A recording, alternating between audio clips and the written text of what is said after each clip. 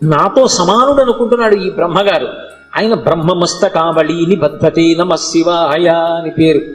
ఈ సృష్టి అంతా కూడా కల్పాంతం అయిపోయినప్పుడు బ్రహ్మగారు పడిపోతాడు.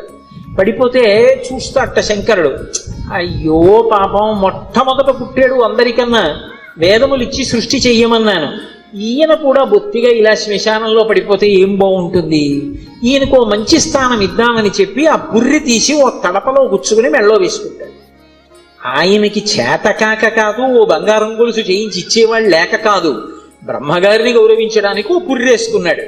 ఇలా ఎంతమంది బ్రహ్మలు వెళ్ళిపోయారో ఆ పుర్రెల మాల పెద్ద మాల అయింది.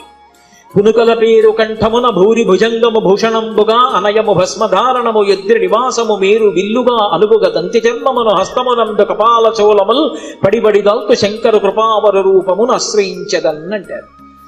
ఇప్పుడు అంతమంది బ్రహ్మల యొక్క పునుకలు ఆయన మెడలో హారంగా ఉంటాయి, అందుకేసుకుంటాడు పుర్రెల మాల.